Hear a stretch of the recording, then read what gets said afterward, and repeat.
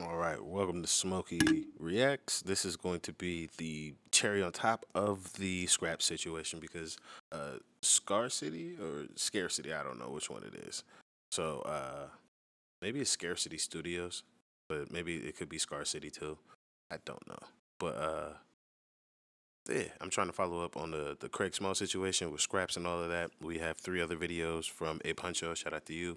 And now shout out to these people because they have the most up to date information on what happened. Because, like I said, I do know that they have the mistrial. So we need to see kind of what happens from here. So that's kind of why I wanted to do this one. So yeah, thank you for joining me. Let's get into it. Appreciate you joining. I really appreciate you joining me today, and this is an update to a story that we've been covering for several years. Before I start, I want to send my condolences to the family of Craig Smalls as well, and it's been very difficult to cover this case, mainly just due to the ongoing nature of it and the ups and downs where people have been arrested and charged and then de-arrested and then re-arrested. And today, news has just broken from the Old Bailey. This is news directly from reporters that hasn't even got to the newspapers yet. And I can tell you that there's been a hung jury in relation to the murder of Craig Smalls. This means that there will be a retrial in the summer of next year. Courtney Ellis was standing trial for the... Y'all have a time limit on when the feds have to retry, or they don't get to try you again? Cause in America we ain't got that. We ain't got that. We got mistrial. Yeah, come for your ass 40 years from now. Like, nigga, it's time.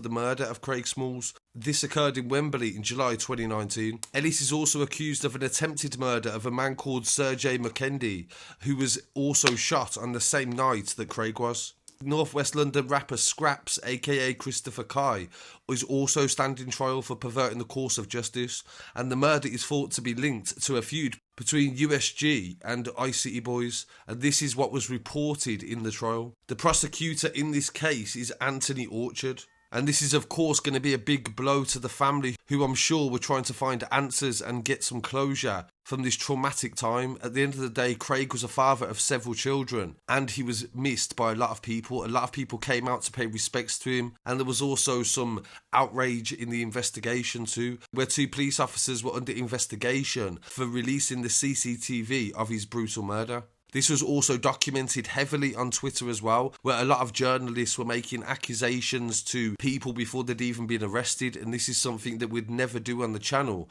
because you're not meant to intervene. We have to let the due process take course. Craig Smalls, known as Smalls by his friend, was a hip-hop artist, and he was shot dead at point blank range, and it was heard in the trial that he was shot in his face outside the chicken shop, and the bullet went through his right cheek in a carefully planned attack on July the 5th, 2019. His alleged killer escaped through a series of pre-arranged getaway cars. The court said that Courtney Ellis, who is on trial for his murder, 37 years old, and Aaron Youngsam, 30 years old, have both denied murder.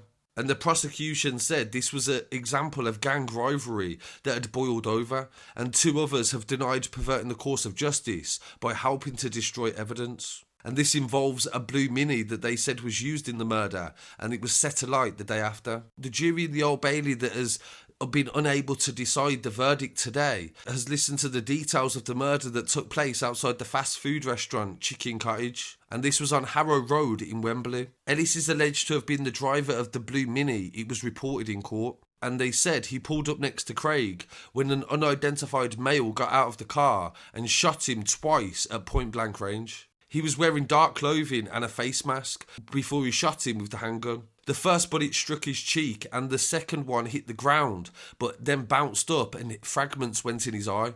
Craig had fell to the ground and his attacker jumped back in the car and they quickly sped off. The fast food restaurant owner dialed 999 and a large group had gathered outside, and the musician's girlfriend had turned up only 3 minutes later, so she must have been nearby in another shop of some sort. Despite the best efforts of emergency services, Craig was taken to St Mary's Hospital in Paddington, but he was pronounced dead at 9 p.m, and the cause of death was determined to be the gunshot wound to the head.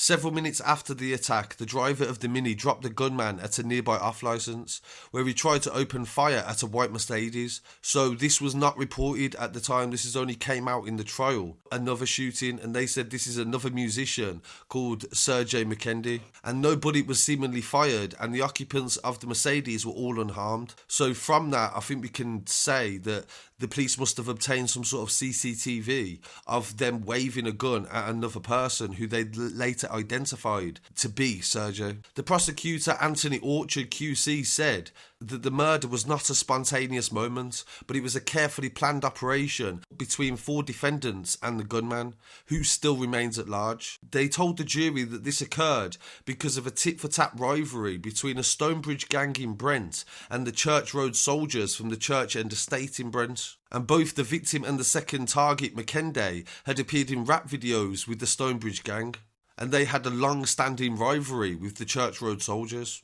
In the hour after the fatal shooting, mobile phone records have shown that there was a lot of contact between all of the defendants. Ellis made 2 quick phone calls to his accomplice, Young Sam, and who owned a black Volvo. The black Mini was initially used and it had false number plates, and after they got it away, it was taken to Wembley Park tube station where the second shooting had occurred. Shortly afterwards, they made their way to Kingsbury, where the 2 occupants were picked up by a black Volvo. The prosecution said the requirement for the second vehicle, the Volvo, was pre-arranged, and the planned escape was necessary and couldn't be left to chance. The blue Mini would immediately be circulated by the police as the vehicle that was used in the murder, and they knew they had to change vehicle. The vehicle driven by Young Sam was integral to this plan. The driver had to be someone who could be trusted, the prosecution said, and Young Sam was such a person. He would know the identity of the gunman and also the driver. He would have to have known about the shooting and also all of the details that led up to it and be ready to act at a moment's notice. The prosecution went on to say that later Ellis contacted Christopher Kai, aka Skrapz, and the prosecution believes this signifies the beginning of the clear-up process. The following day, the Mini was collected by a flatbed pickup truck and disposed of, they allege, by Kai. He denied helping Ellis destroy the Mini at the scrapyard between the dates of July the 5th and July the 7th. Another man called Hooray Nicholas, 32 years old, is accused of helping the men to destroy the car also. Following Craig's death, flowers, candles and Chelsea flags were all placed outside the shop where he was shot dead. And in a touching tribute, his mother said he was a loving father, uncle, and he was a peacemaker. He was the soul of our family, and he lit it up every time he came into a room. Our family was broken by what has happened, and I know that he didn't deserve it. Everyone that was standing trial has denied all the offences, and this is what has led to such a long investigation and trial to follow. And now that the jury can't decide if there is enough evidence to convict, and this has resulted in it being determined as a hung jury, which, as I said at the beginning, will result in the new trial taking place in summer of next year. So really, The most concrete evidence they have is, oh, well, around this time, these niggas was on the phone together. That's literally the most concrete evidence they have. Appreciate you joining me for this update on this story that has been going on for so long and will be going on for even longer due to this trial. Yeah, that'd be what's it called. That's gonna be it for me on this one. I was just trying to find out kind of what happened, but I guess that last one kind of covered it as well because I didn't really get too much new information. But the way that old boy framed it, he didn't frame it like it was gonna be. Well, yeah, it was 4 months ago. He framed it. His video left off like, "Hey, we got to see what happens in trial." So that's kind of also why we had to do this. But most of his video was information I kind of already knew. That last little bit was some new information here and there though. But yeah, that's gonna be it for me. Shout out to these folks. I don't know if it's Scar City or Scarcity Studios, but either way, thank you very much for putting this together. It was very informative. Thank you very much. I see you guys on the next one. I'm out of here.